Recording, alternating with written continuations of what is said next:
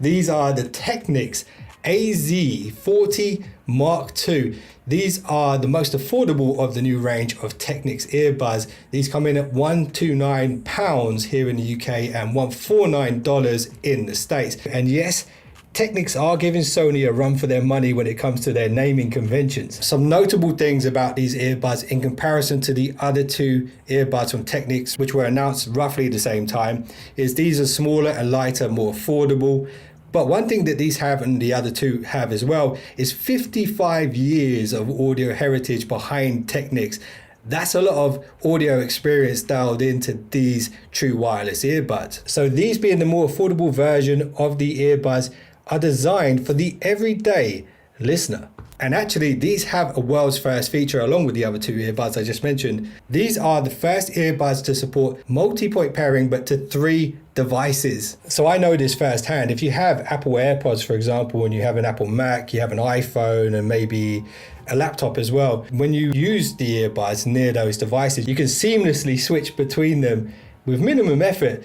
And this kind of solves that problem for anybody who wants to buy something other than the AirPods, because connecting this to your laptop, your desktop and your phone, you'll be able to sort of hot swap between them with these earbuds. Something else that makes these really stand out is the fact that these support LDAC. So some of you will know what LDAC is. Yes, it could be a Klingon swear word, but actually LDAC is the best method of streaming high-res audio from your device, and it has to be an Android device because Apple doesn't support it. So this means when you're using streaming services such as Tidal or Deezer Hi-Fi, you get 3 times more data to the earbuds, which means you get way better fidelity sound coming through the earbuds. And if you're wondering about the drivers on these ones being the more affordable version of the 3, these have 6mm drivers. And they also have Technics Harmonizer layer in front of those drivers, and it's been dialed in with their signature sound. Something that I really appreciate that Technics do with their products is they actually list the battery life with ANC on, and this is using the AAC codec. If you're going to be listening to high-res audio and you're using LDAC, LDAC is way more power hungry, so the battery life will come down a bit. But the battery life as it is on AAC codec is 5.5 hours in the buds, 12.5 hours in the case, and you can extend that if you use one earbud at a time. Something else that's really cool about these, the previous version of these earbuds, the AZ40, not the Mark II, the Mark Is, didn't have active noise cancelling. These now have active noise cancelling. Okay, so if you're wondering about the colors available, there's the black, silver, and the rose gold, and I have the rose gold here. So I think now's the moment of truth. Let's see what these are like inside the box. Let's get them out. 100% recyclable packaging, so if you dump this in the ocean, hopefully it would just degrade. But you shouldn't be doing that anyway. So yeah, all cardboard. Black box. They provide a QR code which takes you straight to the app. They do give you the capacitive touch control instructions here, and you can see they're mapped out for single, double, triple taps, and then the long push and hold on both earbuds. And I do know you can remap these, and I'll show you that in the software in a moment. So here are the silicone tips. The medium earbuds are already applied to the earbuds in the case. You do have large, small, and extra small as well, so that's good. It's not your regular cheap silicone tip, it's a proper one with a proper mesh to protect the drivers. So we've got quite a lot of literature in here, a whole chunk of it. Check that out. That's a really chunky bit of paperwork. I'm not sure why all of this is necessary these days. I'm sure just a QR code to the paperwork would be enough for most people nowadays. It's there. You do have a very short USB-C to USB-C for charging the device. And here we have the buds themselves. I already like the color of these. I could tell straight away before I've even unwrapped it. Very unique. It looks almost copper, which is cool. So if you take a look at the case, it's really nice. It's rounded on all sides. If we pop the lid, you'll see there's an LED here on the front. There's also an LED here inside, which is flashing red, which isn't a good sign. That probably means it's running low on battery. I like the embossed Technics logo on top. That's really cool. We've got USB charging on the back.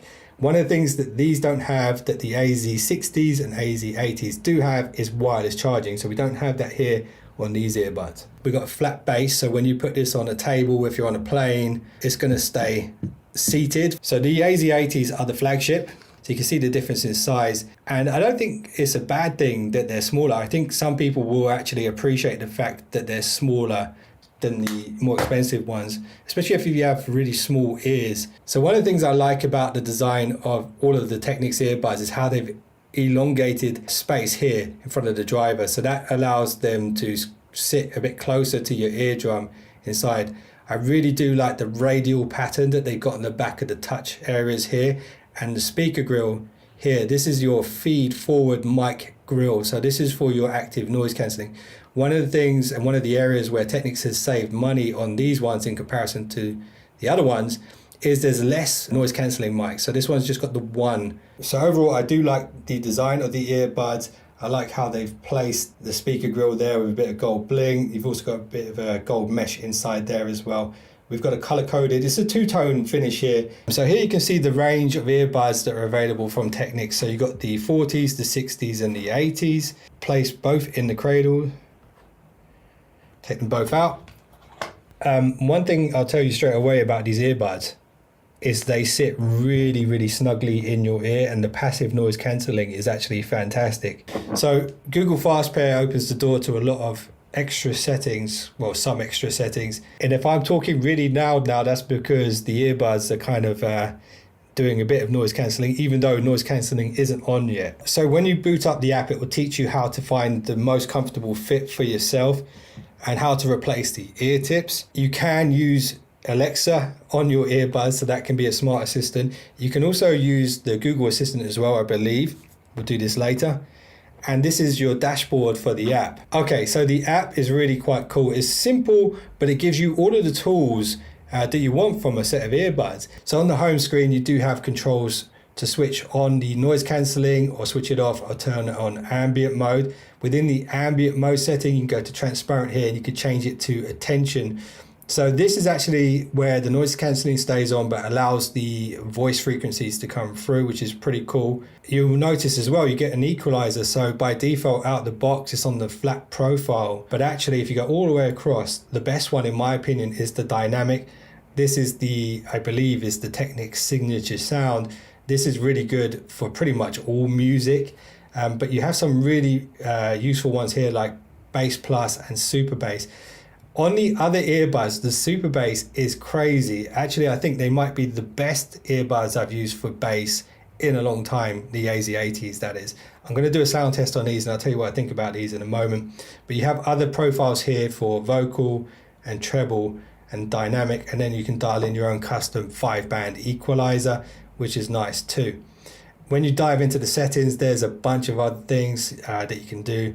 You can turn off the voice prompt or change the language of the voice prompt. So if you know Japanese, you can switch it to Japanese. Technics being a Japanese brand and actually owned by Panasonic now. You can see why that's number one on the voice prompt. You can customize the voice prompt here. So instead of actual talking sounds, you can actually change it to just tones instead. You can rename the headphones and you can even tell it what color earbuds you have.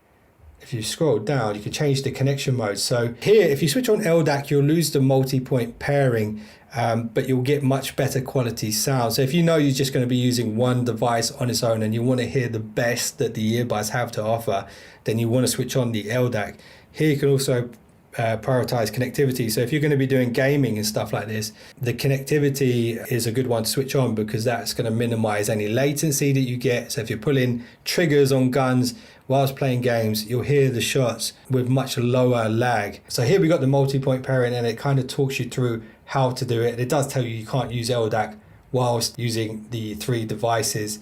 This is really a fantastic feature for pretty much anybody because it's just going to allow you to hot swap between your most used devices without having to go into pairing mode every time. Customizing the touch sensor, so you have full control here to play around with this, and you can play around with it for general usage and then also for telephone as well. So this is where you can adjust the level of noise reduction. So something that can happen with earbuds when the noise cancelling is too strong is it can cause a kind of cabin pressure feeling.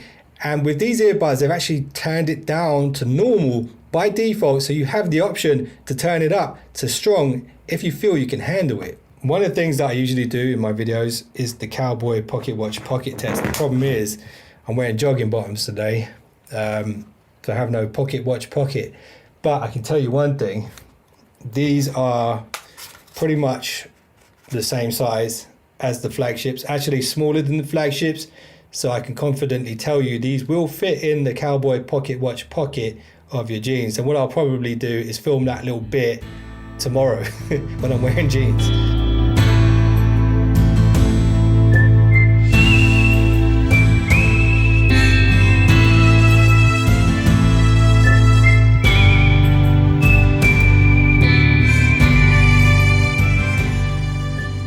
I think this is an important thing, is that the earbuds don't take up too much space in your pocket. And if they do fit in that little pocket, then it's fantastic. You always know where they are. You don't have to search around in the other pockets for them, and they won't get all scratched up from coins and keys and things like that as well.